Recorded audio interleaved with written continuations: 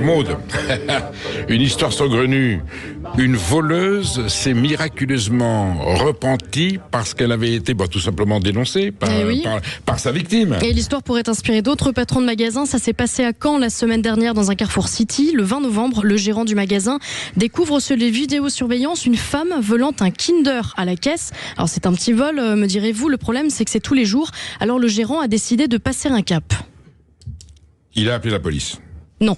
Non, il a fait appel à une société de vigile. Non plus, mieux que ça. Moins cher et apparemment plus efficace. Le gérant du Carrefour City a tout simplement fait des captures d'écran, des vidéosurveillance où l'on aperçoit les voleurs, puis les a diffusées sur Facebook avec ce commentaire, je le cite: aujourd'hui déjà 2 vols au magasin, bière et viande pour la dame en photo, Kinder pour une autre personne. On les attend pour rembourser, puis être interdit 1 an. Vous volez, je vous affiche, et en plus vous êtes interdit de magasin. À qui le tour?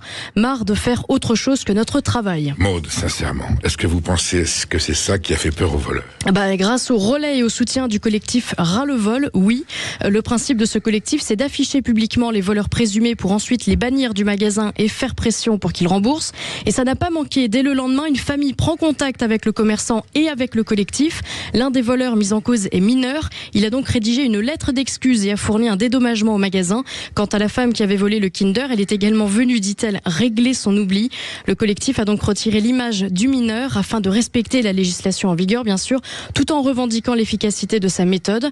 Ras-le-Vol, le collectif, avait d'ailleurs publié une enquête en 2024, Perico, révélant que 8 commerçants sur 10 avaient déjà été victimes de vol. Alors, je vais vous donner lecture de la lettre, du petit mot qui a été écrit, mais c'est un délice.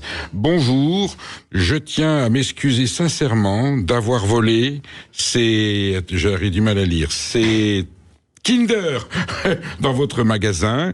C'était une erreur de jugement et je regrette mon geste. Je comprends que ce comportement n'est pas acceptable et je vous assure que cela ne se reproduira plus. Merci de votre compréhension. Bonne journée, cordialement. Il n'y a pas une faute de français. Alors on imagine que les parents étaient derrière. Mais même si ce petit mot a été dicté, mais c'est bien. C'est touchant. C'est de l'éducation. Hein. Voilà. Faut leur taper sur les doigts. Si à chaque fois qu'un voleur ou quelqu'un qui fait une bêtise s'excuser comme ça, en plus par écrit, avec de sa main, voilà, elle aurait pu envoyer un tweet ou quelque chose d'écrit.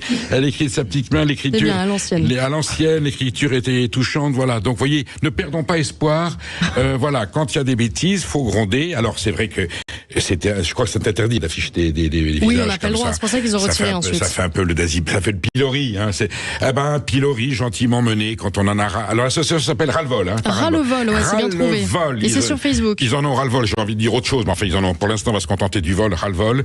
Et les petits forfaits, les petits bandits, les petits coquins, hein, qui ont pas volé l'orange comme dans la chanson de, il a volé l'orange du marchand, ils ont volé des Kinder, voilà. Et puis, il a envoyé un petit mot d'excuse. Moi, ça me bouleverse. Ça laisse une lueur d'espoir, vous voyez.